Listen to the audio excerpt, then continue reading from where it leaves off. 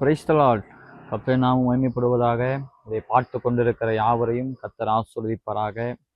இந்த வீடியோவை பார்த்து கொண்டிருக்கிற நீங்கள் ஒருவேளை என் வாழ்க்கையில் எதிரிகள் பெருகி இருக்கிறார்கள், நான் எடுத்து வைக்கிற ஒவ்வொரு காலடியும் என் எதிரிகள் என்னை சறுக்கலுக்கு நேராக அழைத்து செல்கிறார்கள், எதிரிகள் எனக்கு பெருகி நான் செய்கிற காரியங்கள், நான் ஏறெடுக்கிற முயற்சிகளை தோற்கடிக்க பண்ணுகிறார்கள் அப்படின்னு நீங்கள் இந்த வேளையில் நினைப்பீர்கள். ஆனால் தேவன் உங்களுக்கான ஒரு வசனத்தை வைத்திருக்கிறார். நான் வாசிக்கிறேன், கேளுங்கள்.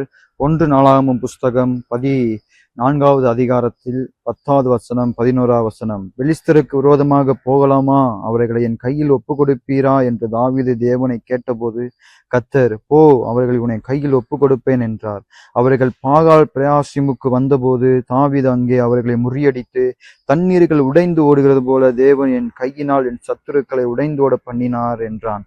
அதன் நிமித்தம் அந்த ஸ்தலத்திற்கு பாகால் பெராசிம் என்று பெயரிட்டார்கள். ஆமென்.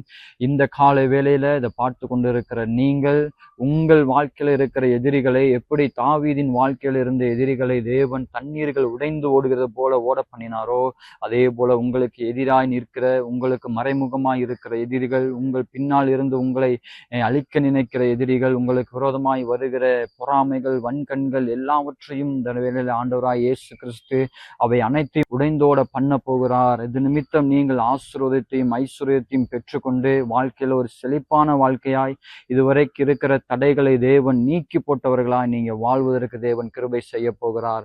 பாகால் பிரயாசம் என்பதற்கு 3 அர்த்தம் உண்டு. ஒன்று உடைந்தோட பண்ணும் ஆண்டவர், இன்னொன்று மறைவுகளை வெளிப்படுத்தும் இடம், இன்னொன்று எதிரிகளை தோற்கடிக்கிற ஒரு இடமாய் இருக்கிறது. இந்த காலை வேளையில உங்கள் எதிரிகளை தேவன் உடைந்து ஓட பண்ண போகிறார்.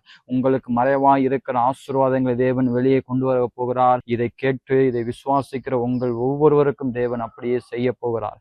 தாவீதுக்கு எப்படி தேவன் நிச்சயமான கிருபைகளை கொடுத்து ஆசீர்வதித்தாரோ, அதே போல தேவன் உங்களுக்கும் அப்படியே ஆசீர்வதி பெருகச் செய்ய வல்லவராய் இருக்கிறார். கர்த்தர் உங்களை யாவரையும் ஆசீர்வதிப்பார். ஆமென்.